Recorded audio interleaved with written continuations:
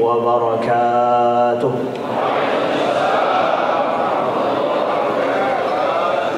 الحمد لله رب العالمين الذي بنعمته تتم الصالحات وبفضله تتنزل الخيرات والبركات وبتوفيقه تتحقق المقاصد والغايات.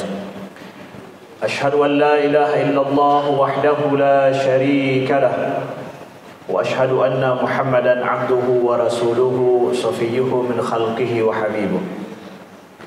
اللهم صل وسلم وبارك على سيدنا محمد وعلى آله وصحبه وسلم. هو طب القلوب ودوائها وعافية الأبدان وشفائها ونور الأبصار وضيائها. صلى الله عليك يا سيدي يا رسول الله. نشهد أنه قد بلغ الرسالة وأدى الأمانة ونصح الأمة وكشف الله به الغمة وجاهد في سبيل الله حتى أتاه اليقين. اللهم صل وسلم وبارك عليه. سبحانك لا علم لنا إلا ما علمتنا إنك أنت العليم الحكيم. اللهم علمنا ما ينفعنا وانفعنا بما علمتنا وزدنا علما. ربنا لا تزغ قلوبنا بعد إذ هديتنا وهب لنا من لدنك رحمة إنك أنت الوهاب. ربنا إننا آمنا فاغفر لنا ذنوبنا وقنا عذاب النار. أما بعد. Yang dimuliakan oleh Allah, tamu-tamu Allah yang telah berhadir di rumah Allah yang mulia ini, kepada Bapak Imam Masjid, kepada Profesor Dr. Azman Ismail, Imam Masjid Raya Baitur Rahman yang kita muliakan, kepada seluruh para abu-abu, tengku-tengku, alim ulama yang berhadir, guru-guru kami, salam ta'zim dan kemuliaan daripada Allah. Semoga guru-guru kita semua selalu dalam lindungan Allah, dipanjangkan umur mereka menjadi pencerah bagi umat ini.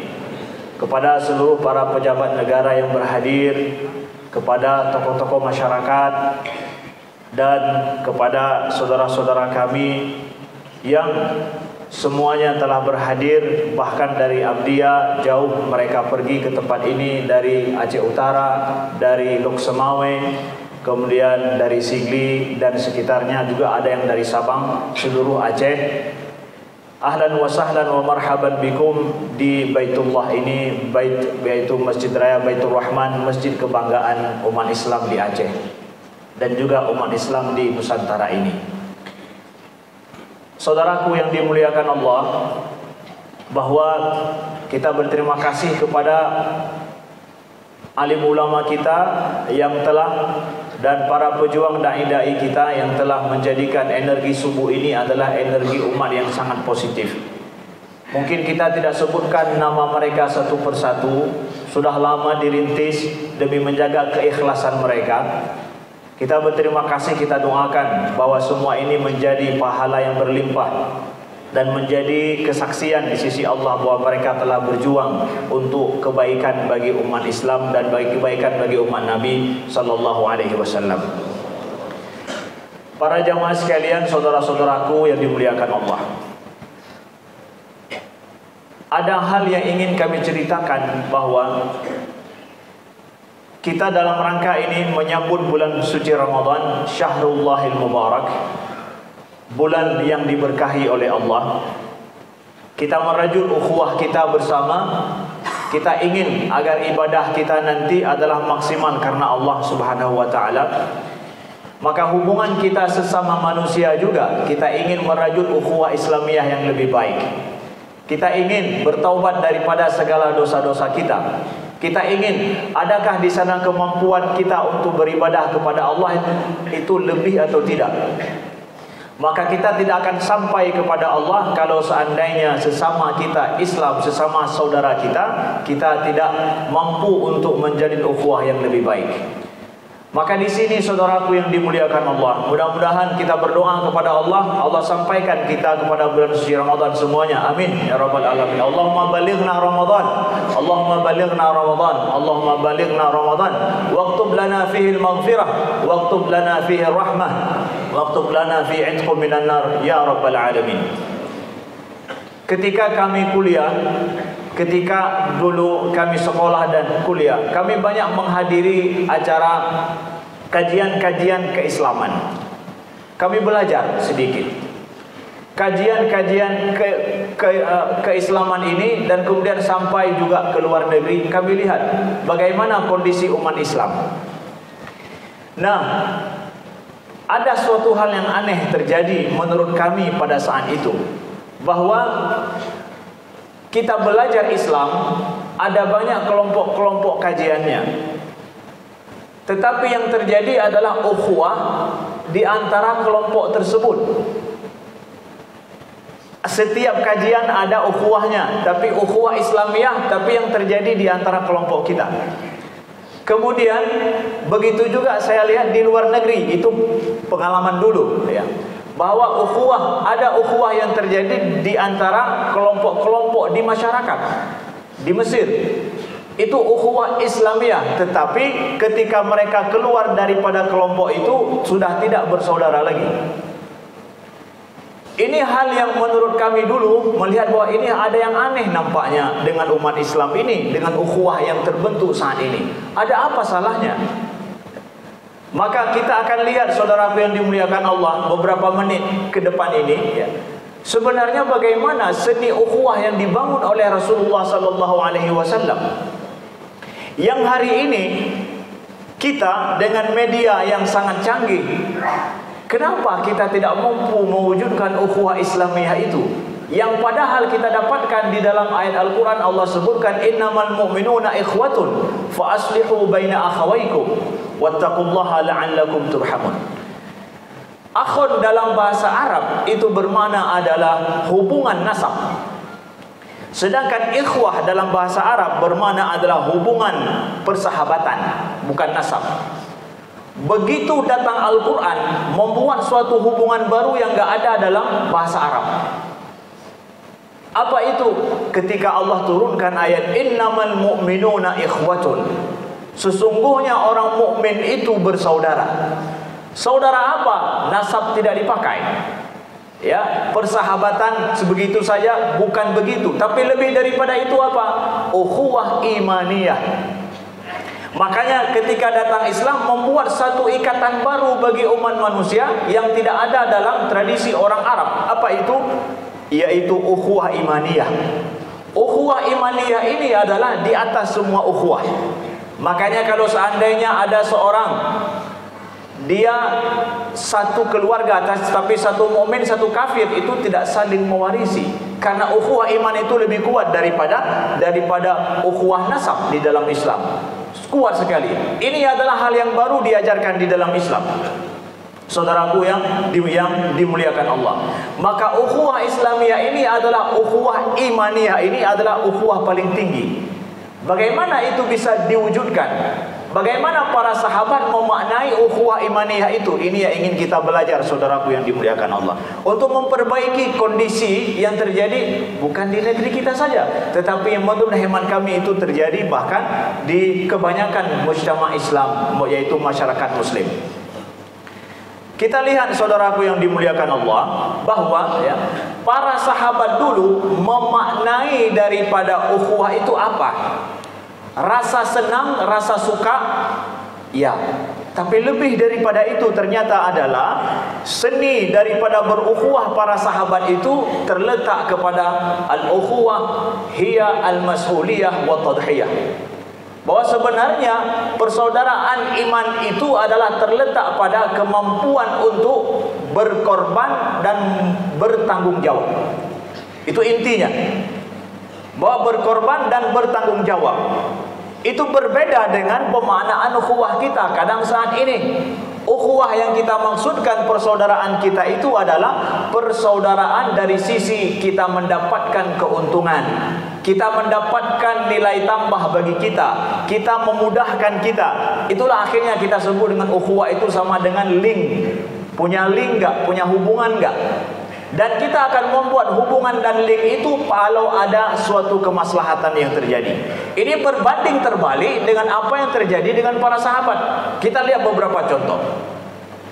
Kita lihat bahwa, saudaraku yang dimuliakan Allah, dalam hadis Nabi juga banyak. Kisah antara Abu Darda dengan Salman Al-Farisi. Nabi mempersaudarakan antara Abu Darda dengan Salman. Suatu ketika Salman datang ke rumah Nabi, ke rumah Abu Darda. Dia melihat istri Abu Darda dalam kondisi tidak sama sekali, dalam kondisi tidak cantik, kemudian tidak terurus, dan itu terjadi sebelum diturunkan hijab, sebelum diturunkan kewajiban hijab. Lalu kemudian ditanya sama Salman, apa yang terjadi denganmu? Yang terjadi denganmu apa? Akhuka laisa lahu hajatun fin nisa. Saudaramu Abu Darda itu udah enggak peduli lagi dengan wanita. Dia sudah malamnya sholat saja kerjanya, siangnya siyam puasa. Jadi tidak ada urusan lagi dengan wanita. Salman berpikir bahwa ini akan menjadi retak rumah tangga saudaranya yang bernama Abu Darda kalau ini yang terjadi. Akhirnya Salman melakukan apa? Dia pergi khusus bertamu ke rumah Abu Darda. Dia kasih tahu, aku akan bertamu ke rumahmu. Lalu kemudian dia tidur malam bersama dengan Abu Darda.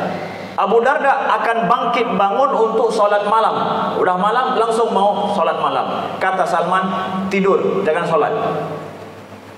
Marah Abu Darda, tidur, jangan sholat, kata Salman. Ya. Akhirnya tidak enak, dia pun tidur. Di sepertiga malam yang terakhir baru bangun, sholat bersama. Esok paginya dihidangkan makanan untuk Salman, makan.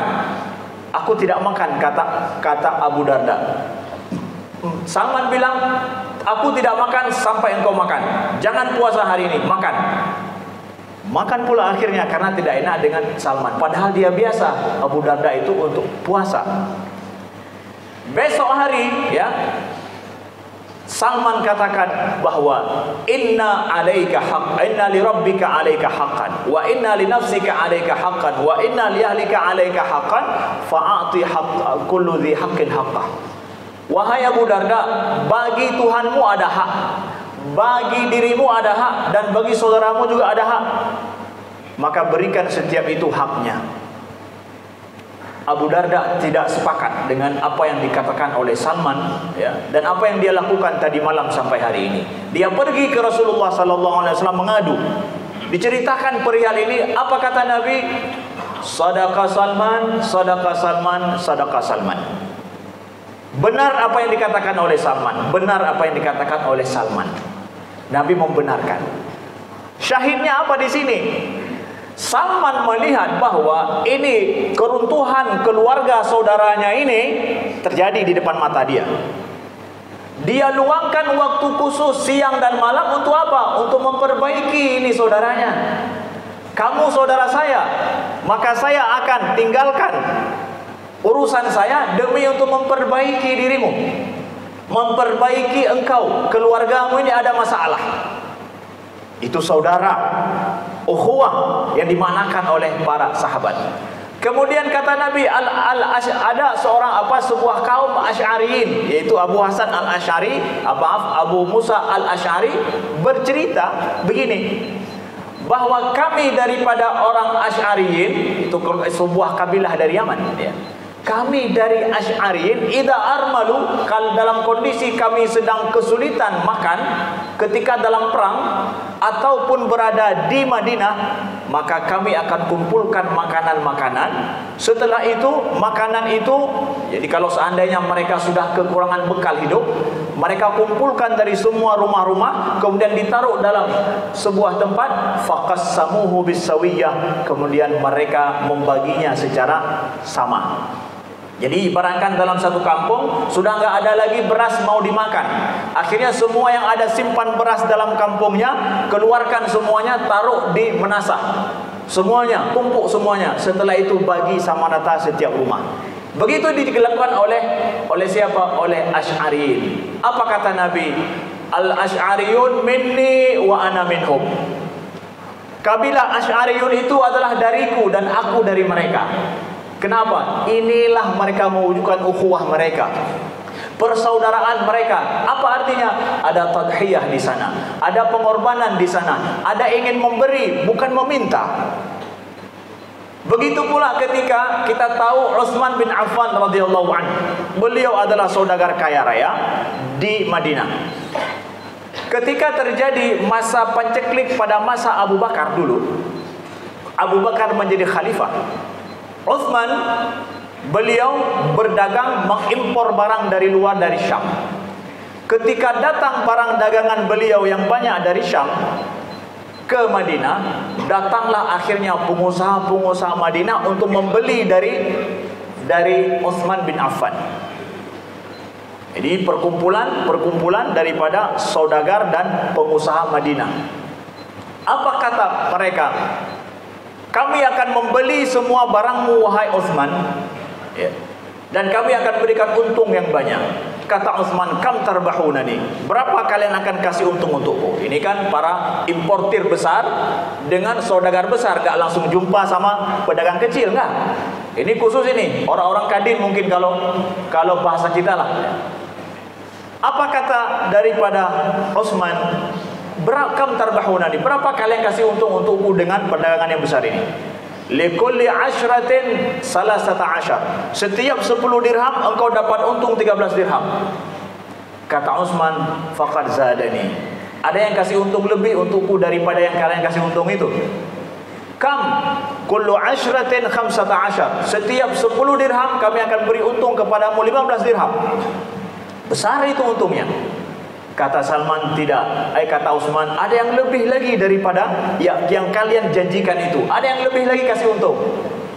Para saudagar Madinah mengatakan, siapa? Kami ini perkumpulan daripada pedagang Madinah dan pengusaha besar kota Madinah. Siapa yang mampu menjanjikan lebih untukmu? Likulli dirhamin 10 dirham, setiap 1 dirham ada untungnya 10 dirham. Bisa nggak kalian kasih? Kata Utsman, mereka katakan tidak bisa seperti itu. Allah telah menjanjikan untukku seperti itu. Jadi aku berikan semua perdaganganku ini adalah lil fuqara'il Madinah, untuk orang-orang fakir di Madinah. Enggak dijual sama Utsman. Untuk apa juga? Diberikan untuk orang-orang fakir. Kenapa? Kondisi sedang panceklik kota Madinah masa Abu Bakar menjabat sebagai khalifah.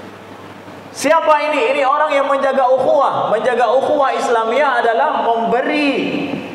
Bukan kita banyak meminta, bukan menyambil sebuah manfaat saja, bukan. Para sahabat memaknai seperti itu.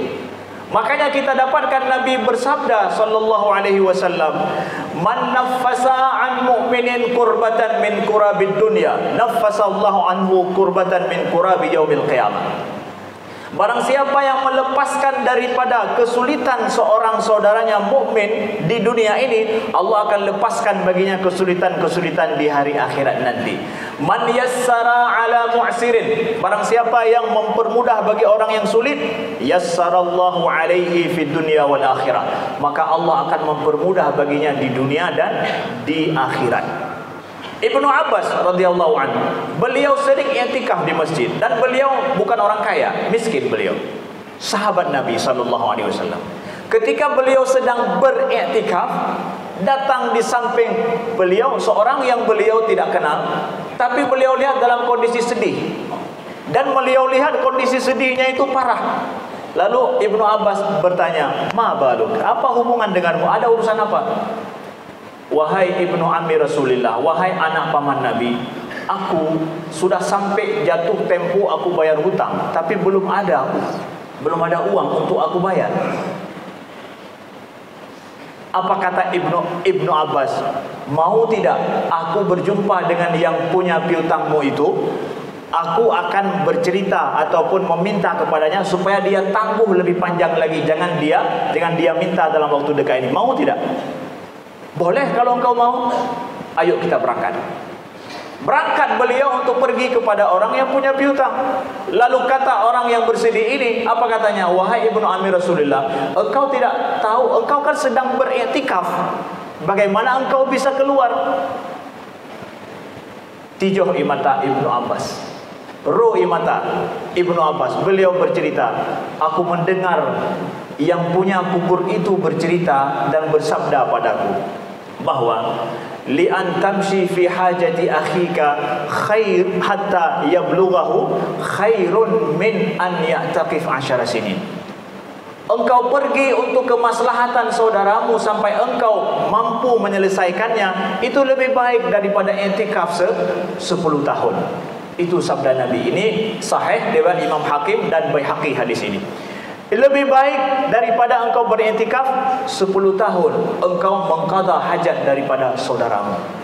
Begini seni ukhuwah yang dibangun oleh saudara kita, oleh para sahabat, saudaraku yang dimuliakan Allah. Jadi kita ingin bersaudara, ukhuwah Islamiyah adalah dengan cara banyak memberi, dengan banyak kita berkorban, dengan banyak kita membantu saudara kita yang muslim yang ada di sekeliling kita, saudaraku yang dimuliakan Allah. Jadi inilah ukhuwah yang dirajut oleh para sahabat dulu, saudaraku yang dimuliakan Allah. Makanya kenapa pertanyaan penting sekarang, mungkin tidak akan terwujud ukhuwah imaniyah bagi kita saat ini? Mungkin. Tapi kenapa tidak terjadi ukhuwah imaniyah bahwa kita merasa bersaudara dan siap membantu siapa saja saudara kita atas nama iman? Nah, ini menjadi sebuah pertanyaan penting. Kita lihat Umar bin Khattab radhiyallahu anhu. Beliau adalah orang yang paling dibenci oleh para sahabat di Madinah karena beliau ketika di Mekah karena beliau ingin membunuh Nabi, dan banyak sekali kejadian dengan Umar bin Khattab yang menyiksa umat Islam. Tapi begitu beliau masuk Islam, semua umat Islam, semua para sahabat yang membenci beliau kemarin mencintai beliau. Kok bisa berubah dari musuh menjadi orang yang dicintai? Karena satu kata, iman. Musuh bisa berubah menjadi orang yang dicintai. Karena apa? Karena iman. Kemudian seorang sahabat bernama Thumamah bin Uthal. Jarang didengar nama sahabat ini. Thumamah bin Uthal. Thumamah bin Uthal ini itu baru masuk Islam ketika Nabi hampir kembali kepada Allah. Beberapa hari sebelum Nabi wafat. Sebelum Nabi wafat, itu pekerjaannya adalah memerangi umat Islam. Kerjanya itu. Lalu kemudian apa yang terjadi? Kata Umar bin Khattab radhiyallahu anhu, laqad kana fi aini, kata Umar, Usamah bin Uthal ini di mataku adalah asghar minal khinzir. Usamah ini Thumamah ini di mataku itu lebih kecil daripada babi, kata siapa? Kata Umar bin Khattab. Dia lebih kecil daripada babi, lebih hina daripada babi. Wal yaum huwa a'zamu minal jibal. Hari ini Thumamah ini lebih besar daripada gunung di mataku. Kok bisa berubah? Iman. Bukan kelompok, bukan.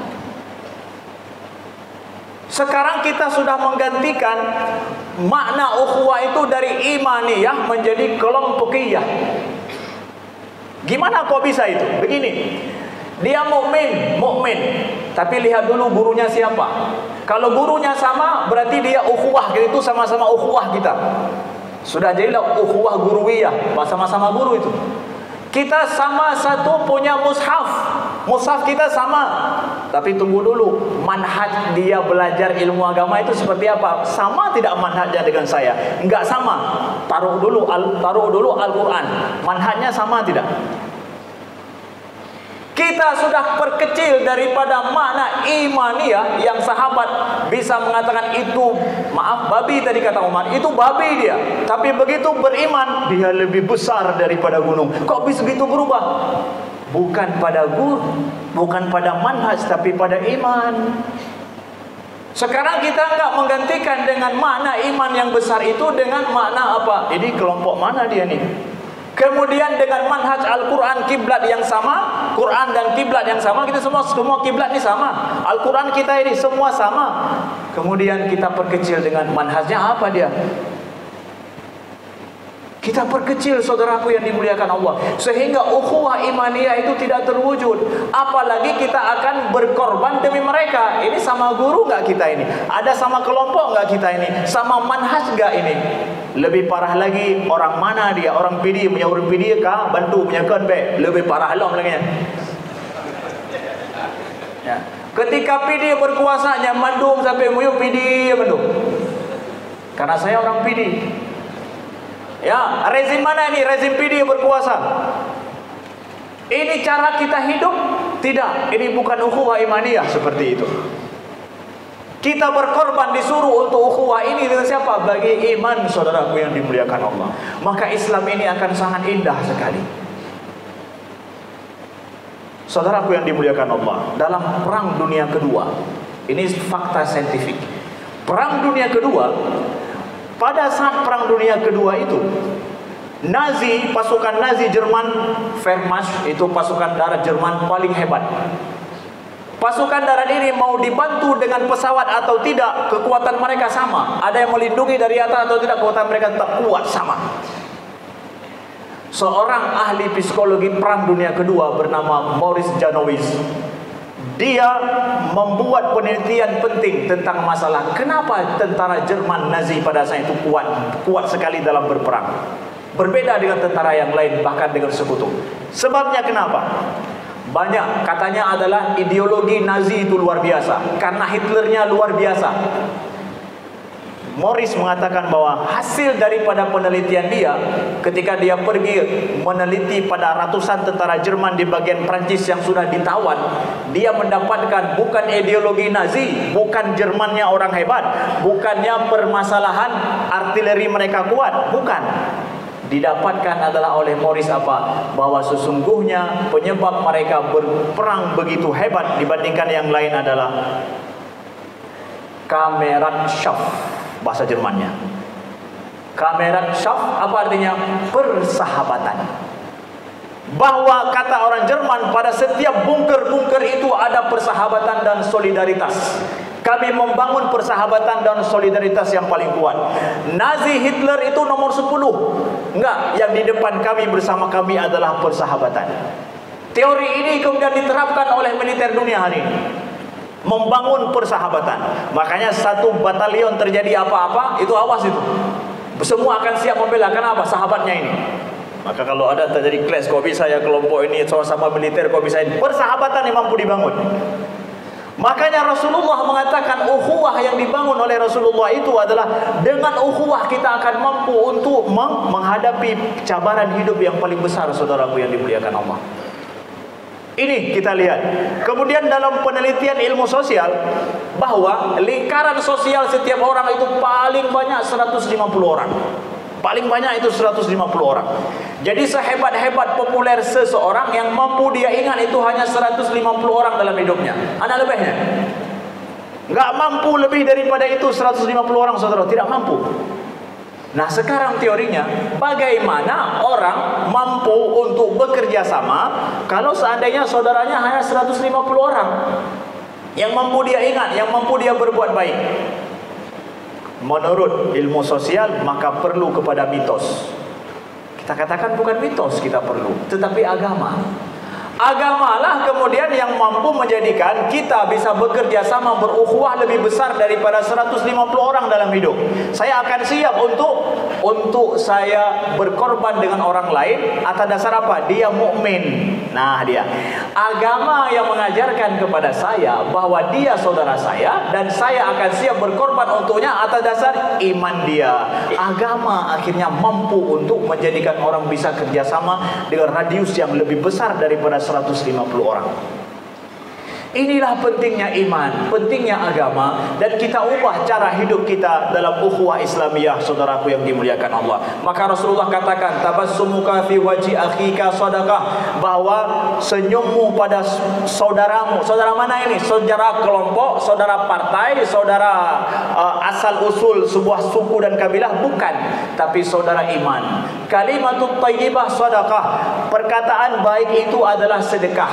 Termasuk perkataan baik itu, saudaraku yang dimuliakan Allah, adalah kita menjaga saudara kita. Kalau ada yang menghina saudara kita, kita diamkan, jangan hina dia. Dia orang mukmin. Bukannya justru ketika ada saudara kita dihina di depan kita, dia tidak ada, maka kita betoi, ikut nimbrung, kita mengatakan nyoci ilun pindah tambahan informasi tentang nyancitnya, tak maklum dia. Bukan, tapi kita lindungi dia, bahwa dia memiliki nama baik, dia mukmin, ya. Jangan. Ketika terjadi hadis ifki dengan Sayyidah Aisyah radhiyallahu anha, difitnah Sayyidah Aisyah berbuat dosa besar, Ummu Ayyub Al-Ansari, istri daripada Abu Ayyub, malam ketika tidur berdua, Ummu Ayyub istri Abu Ayyub bilang apa? Wahai Abu Ayyub, engkau ada dengar tak berita desas-desus tentang Sayyidah Aisyah? Dia telah berbuat serong. Nauzubillah. Abu Ayyub cerita langsung bilang apa? Wahai Ummu Ayyub, Aisyah itu lebih baik atau engkau lebih baik? Aisyah lebih baik. Maka tidak mungkin itu terjadi dengan Aisyah radhiyallahu anha. Tutup mulutmu. Beliau membela Aisyah bahkan di tempat tidur di depan istri.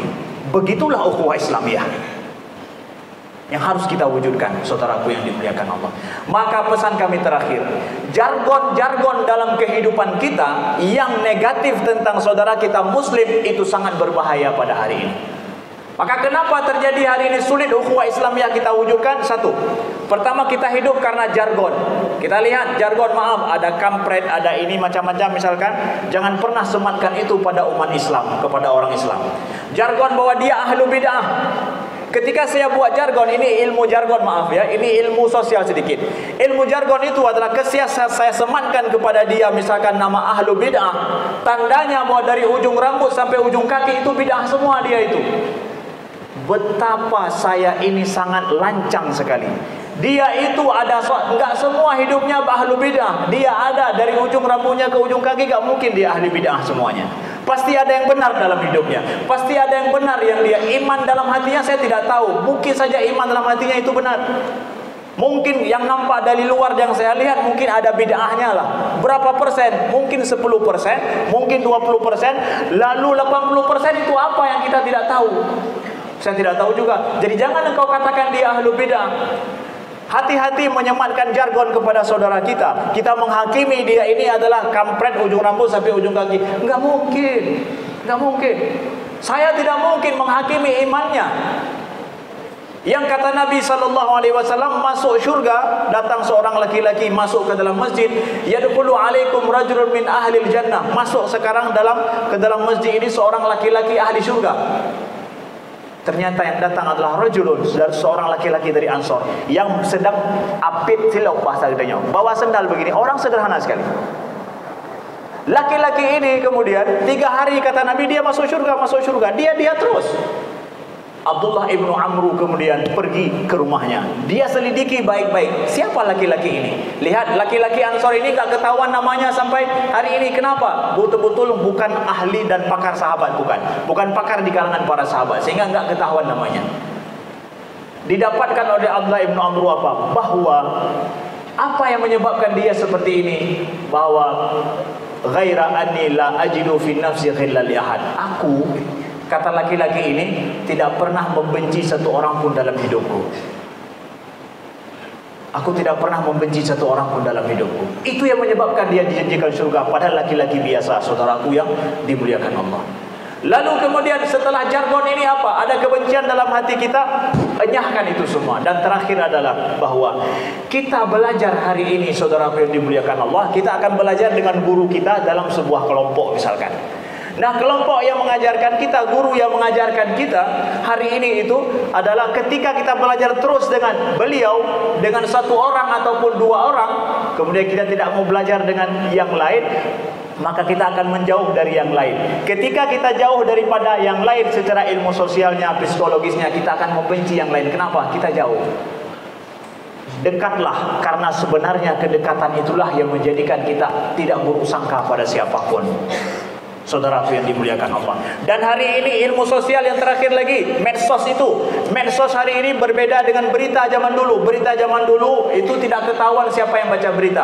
Medsos hari ini sekali kita klik, setelah itu akan muncul berita yang sama ratusan. Coba like sekali berita masalah kriminal, like sekali, plug. Semua berita kriminal yang lain itu akan terus datang setiap hari. Maka kita akan berpikir bahwa dunianya kriminal mendung kalaunya. Padahal bukan, itu algoritma daripada media sosial. Lalu kita akan datang, itu yang terus. Lalu kemudian grup juga akan datang. Cukup parah kalaunya. Ya. Kenapa? Berita-berita itu yang kita share. Kenapa? Algoritma mengumpulkan semua berita yang sama, dikasih untuk kita. Pandangan kita tentang dunia berubah. Hati-hati. Maka medsos kalau tidak bijak kita ini kan, maka kita akan berpandangan tidak baik terhadap saudara kita. Mudah-mudahan Allah rahmati kita, Allah jadikan kita mutahabbina fi jalalihi, orang-orang yang mencintai karena dengan saudaranya, yang sabda yang kata Allah dalam firman-Nya sahadis Al-Qudsi, wajabat mahabbati, wajabat mahabbati. Sudah pantas dan wajib mendapatkan cintaku, kata Allah, man al-mutahabbina fi jalali, yang mereka saling mencintai karena aku, mencintai karena aku. Cintailah saudara kita karena Allah Subhanahu wa taala, karena sama imannya. Sekian, terima kasih. Mudah-mudahan Allah rahmati kita semua, bahwa energi subuh ini adalah kata Nabi, man shalla subha fahuwa fi dhimmatillah, yang salat subuh dia berada dalam jaminan Allah. InsyaAllah energi subuh ini akan menjadi positif bagi umat Islam di Aceh, bagi umat Islam di Nusantara, dan akan menjaga daripada kedamaian dan juga persatuan persaudaraan, dan terjaga NKRI ini, negara kita ini, atas dasar ukhuwah imaniyah dan ukhuwah wataniyah. Sekian, terima kasih. Mohon maaf atas segala kekurangan. Subhanakallahumma wa bihamdika, asyhadu an la ilaha illa anta, astaghfiruka wa atubu ilaika. Wassalamualaikum warahmatullahi wabarakatuh.